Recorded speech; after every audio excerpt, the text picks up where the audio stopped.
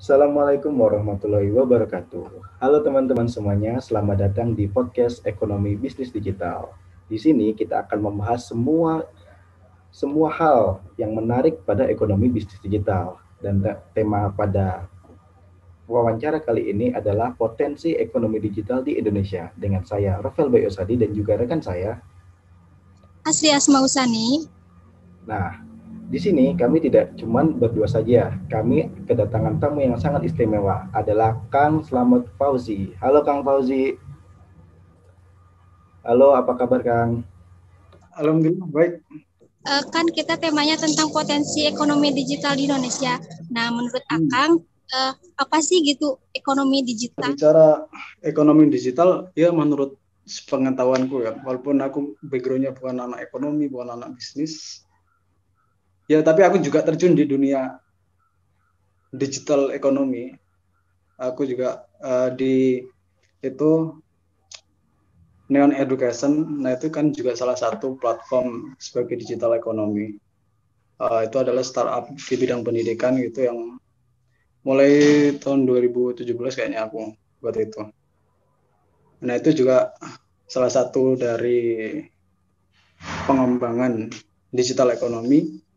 Jadi ya digital ekonomi itu kalau simpelnya itu adalah gampangnya ya kegiatan untuk menghasilkan ekonomi melalui bantuan teknologi informasi gitu loh, atau yang dikenal dengan teknologi komputasi. Nah contohnya apa? Banyak sekali sekarang ini di Indonesia seperti marketplace yang juga perkembangannya cukup pesat kan di Indonesia ini. Bahkan kalau di Asia Tenggara ya, startup Indonesia itu nomor 1 kalau di Asia Tenggara. Kalau di dunia sih nomor 3 kayaknya, nomor 3. Kalah hanya dengan US dan India. Nah seperti itu. Nah setidaknya yang mempengaruhi digital ekonomi itu ada 5 teknologi kalau menurutku. Nah itu apa saja? Itu ada mobile internet, ya seperti yang kita pakai saat ini, ataupun biasanya teman-teman pakai sehari-harinya itu mobile internet biasa berada di sekitar kita gitu. Kemudian yang kedua ada big data, udah rame ya sekarang big data itu. Bahkan pemerintah juga menggaungkan itu big data. Pemanfaatnya ini untuk menyimpan suatu arsip yang bisa berkelanjutan gitu loh. Buat menyimpan informasi yang sebanyak mungkin tanpa harus tanpa harus takut nanti itu hilang atau gimana gitu. Terus kemudian Internet of Things itu juga mempengaruhi sekali di digital ekonomi. Seperti sekarang startup yang berbasis AI kan banyak ya. Kayak lupa gue. Ada anak UGM itu buat namanya Banu. Nah dia tuh memanfaatkan teknologi untuk menstimulasi nafsu ikan gitu loh melalui AI. Nah itu salah satu contoh penerapannya. Kemudian otomasi of knowledge. Jadi di bidang otomasi atau machine learning dan otomasi itu sekarang juga semakin pesat gitu. Dan itu juga salah satu hal yang mempengaruhi digital ekonomi. Jadi seperti itu. Mengenai potensi sih menurutku sangat besar sekali di Indonesia ini ya. Apalagi kalau teman-teman baca data dari kayak penyedia paketan atau pengguna internet di Indonesia itu sekarang kan kurang lebih berapa ya? 52%. Bahkan satu orang ada yang memiliki 2 HP lebih atau bahkan 2 kartu yang dua-duanya juga dipakai sebagai internet. Nah, data dari We Are Social juga menyebutkan sih bahwa Indonesia ini memiliki potensi yang sangat besar sekali dengan pengguna internet yang hampir lebih dari separuh penduduk, dan bahkan satu orang tidak hanya memiliki 1 HP, banyak juga yang tidak memiliki 1 HP, dan itu bisa menjadi potensi.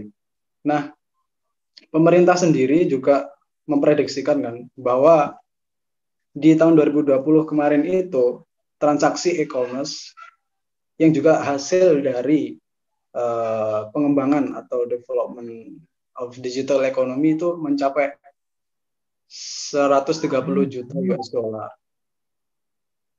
Bayangkan angka segitu itu lumayan besar kalau di negara berkembang gitu loh. Dan Indonesia juga masih menuju ke negara maju kan. Nah itu sangat besar sekali. Kemudian Indonesia juga salah satu negara yang jumlah startup berbasis digital ekonomi yang yang dipelopori oleh anak-anak muda itu juga nomor 1 di Asia Tenggara. Nah ini makanya kenapa ada sebuah survei dari mana aku lupa, dia tuh menyebutkan bahwa Indonesia itu nanti di 2030 bakal jadi negara dengan kekuatan ekonomi terbesar nomor 5 di dunia karena potensi digital ekonomi yang semakin hari semakin meningkat gitu di Indonesia. Kalau dibandingkan dengan negara-negara Asia Tenggara itu jauh sekali sebenarnya. Cuman yang beneran tracknya bagus itu di Indonesia masih sedikit gitu startupnya. Yang lainnya masih dalam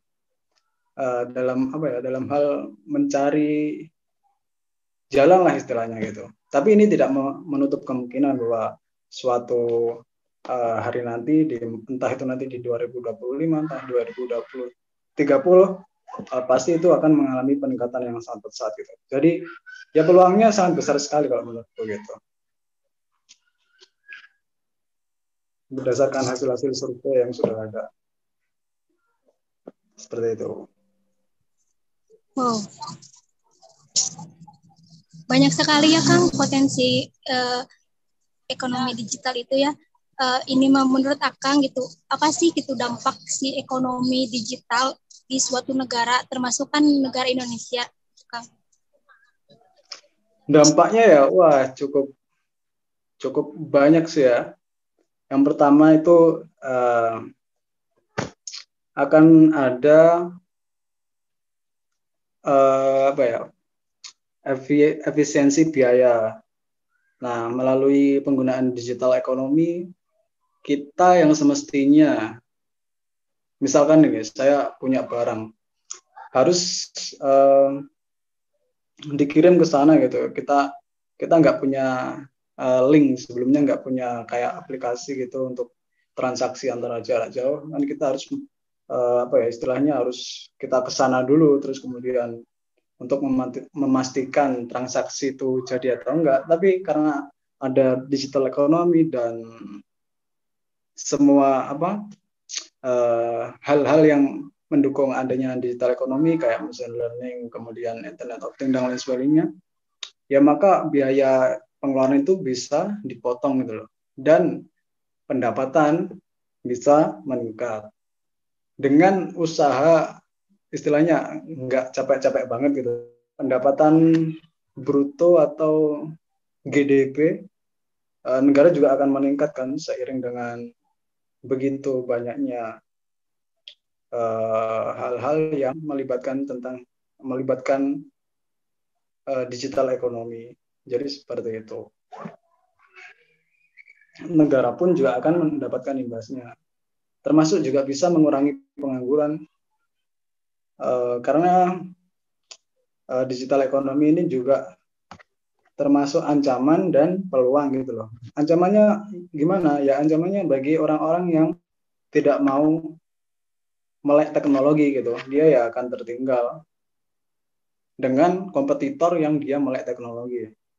Dan itu adalah udah jadi hukum alam yang kalau sekarang ya harus emang dijalani gitu, nggak bisa kita menghindar dari hal itu apabila kita ingin larinya itu cepat gitu, istilahnya kayak gitu. Jadi apa dengan teknologi sekarang menjadi lebih cepat dan menjadi lebih untungnya itu menjadi lebih besar dan peluangnya juga lebih besar gitu. Tidak hanya di regional, nasional, bahkan internasional juga bisa. Kayak Amazon dan Alibaba sebagainya itu kan juga merupakan salah satu hasil dari pemanfaatan digital ekonomi ini. Jadi seperti itu. Ya, oke, menarik sekali nih. Tadi kan Akang bilang kayak ada ancaman kalau misalkan kita nggak melek teknologi. Nah, itu berarti apakah para pelaku usaha di Indonesia perlu melakukan digitalisasi usaha, Mas? Yes, exactly. Aku rasa harus. Karena apa ya? Karena kita nggak bisa gitu loh untuk menghindari perkembangan zaman itu, tidak bisa. Teknologi itu dari waktu ke waktu akan selalu berkembang. Ya jika kita tidak mengikuti ya left behind gitu, apa bakalan ketinggalan. Nah, untuk menanggulangi bagaimana sih orang-orang yang mungkin terkena imbas dari digital ekonomi karena mereka tidak bisa mengikuti perkembangan zaman dan perkembangan teknologi, mungkin pemerintah harus sigap dalam hal ini. Misalkan dia harus menetapkan regulasi dan kebijakan untuk percepatan ekonomi digital. Misalkan dia harus memiliki kayak guidance gitu atau penyuluh ke pelaku-pelaku ekonomi agar dia itu bisa melek teknologi gitu, istilahnya bisa mengikuti perkembangan zaman, terutama untuk menjalankan bisnisnya, dan tidak lupa untuk memberikan kayak pelatihan gitu kan, karena di dalam digital ekonomi salah satu hal yang dicari adalah inovasi gitu Pak, menurutku. Kalau barang antara A dan B, yang A ada inovasi, yang B nggak ada inovasi, kemungkinan akan laku besar yang A gitu loh. Jadi menurutku langkah pemerintah harus itu untuk mengatasi kesenjangan dari yang terkena dampak digital ekonomi karena dia tidak mampu untuk mengikuti perkembangan itu tadi. Jadi seperti itu. Oke, Kang. Kan tadi Kang menjelaskan tentang pemerintah harus ikut sertakan untuk memaksimalkan potensi ekonomi digital. Nah, menurut Akang, bagaimana gitu peran pemerintah dalam memaksimalkan potensi ekonomi digital tersebut? Peran pemerintah dalam hal memaksimalkan peluang ini sih dia harus memiliki regulasi dan inisiatif kebijakan untuk mempercepat ekonomi digital ini, harus ada dan diketahui oleh para pelaku usaha gitu. Jadi ya pemerintah itu harus kayak siaran pers gitu, terus menyalurkan ke berbagai perangkat pegawai negeri sipil agar tersalurkan ke pelaku usaha begitu, atau melalui guidance atau penyuluh itu tadi, kemudian mengembangkan kewirausahaan digital regional. Nah, regional itu fungsinya kenapa? Buat apa? Ya, biar ada hal-hal yang unik di setiap daerah gitu loh. Pastinya di setiap daerah kan memiliki keunggulan masing-masing, dan itu juga aku rasa harus dibuat seperti itu, kewirausahaan digital regional. Kemudian yang tidak kalah penting, pemerintah juga harus ikut serta dalam mengembangkan kapasitas SDM gitu, karena SDM adalah hal yang paling utama kalau menurutku. Kita teknologi udah beli maju, terus SDM-nya nggak mampu untuk mengoperasikan, kan ya useless gitu ya, percuma itu. Kemudian yang tak kalah pentingnya juga untuk membuat kerjasama gitu antara pemerintah dengan pihak pelaku usaha gitu. Kan sekarang juga udah banyak kan ya pemerintah ikut serta dalam membantu pelaku-pelaku UKM gitu. Nah, sekarang juga sudah mulai dilaksanakan gitu, seperti bantuan dan sebagainya.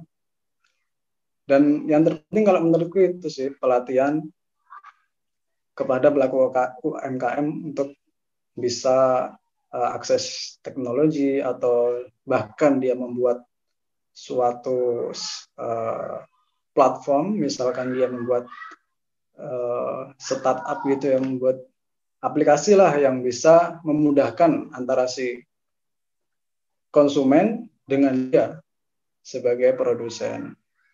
Kemudian yang terakhir adalah inovasi gitu. Jadi pemerintah harus memberikan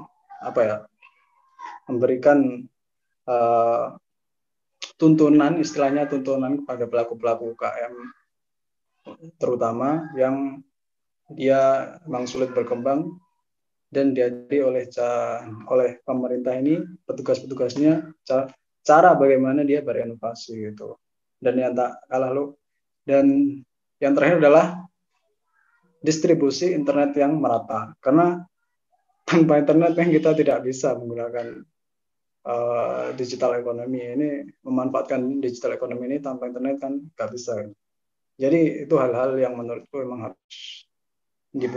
harus diberikan oleh pemerintah gitu. Jadi seperti itu. Wah iya, wah nggak terasa kita sudah ada di ujung akhir dari sesi podcast ini, Mas. Nah, tapi saya mau tanya satu hal lagi aja, Mas. Harapan apa sih Mas yang pengen buat digitalisasi ekonomi yang ada di Indonesia ini, Mas? Buat ekonomi digital di Indonesia. Kalau harapanku ke dunia digital ekonomi di Indonesia dan juga sebagai pelaku di bidang tersebut, ya saya berharap ekonomi digital di Indonesia ini bisa menjadi pusat ekonomi terbesar nantinya, ya seperti yang diprediksi oleh lembaga survei seperti WA Society dan sebagainya itu. Nah, kemudian pemerintah juga terus peduli, terus memperhatikan pelaku ekonomi di Indonesia ini, terutama bagi mereka-mereka yang belum terjun di dunia digital ekonomi. Semoga pemerintah itu bisa lebih memperhatikan, misalkan dia mengusulkan kayak penyuluh gitu atau penuntun untuk para pelaku ekonomi, terutama UMKM yang di Indonesia itu jumlahnya sangat banyak sekali ya, bahkan mungkin hampir 52% pelaku ekonomi itu di Indonesia UMKM itu. Dan yang sekarang terdampak oleh pandemi kan ya itu semoga oleh pemerintah terus diperhatikan dan diajari oleh pemerintah cara inovasi, cara mereka masuk ke marketplace, cara mungkin mereka membuat suatu platform sendiri yang itu menjadi ciri khas mereka gitu. Jadi kalau suatu barang itu memiliki ciri khas tuh saya rasa unik gitu. Dan unik itu biasanya dicari orang gitu. Nah, Indonesia sekarang ini kan nomor 3 di dunia startup-nya. Nah, para startup ini aku berharap itu pemerintah selalu mendukung gitu. Kayak memberikan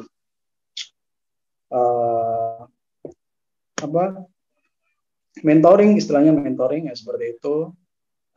Kemudian kalau bisa ya memberikan pendanaan juga untuk pengembangan startup gitu. Ya sekarang sudah mulai banyak dilakukan oleh pemerintah ya, seperti kayak kompetisi inkubator bisnis seperti itu kan melalui kampus-kampus. Sekarang udah banyak walaupun dananya masih sedikit. Misalkan kita punya ide yang hype gitu belum bisa diwujudkan dengan biaya yang hanya seperti itu, hanya sedikit seperti yang disebarkan di kampus itu kan hanya ya sekitar 10-20 juta aja. Kalau startup-nya berbasis teknologi itu biasanya ya lebih dari itu ya. Jadi seperti itu. Sebenarnya juga itu tadi kan pertanyaan terakhir ya Kang ya. Acil boleh ditutup Acil? Baik, terima kasih Akang yang udah menyempatkan waktunya bersedia untuk melakukan wawancara dengan kami. Mohon maaf bila ada salah kata dari kami. Kami ucapkan terima kasih untuk Akang. Sama-sama.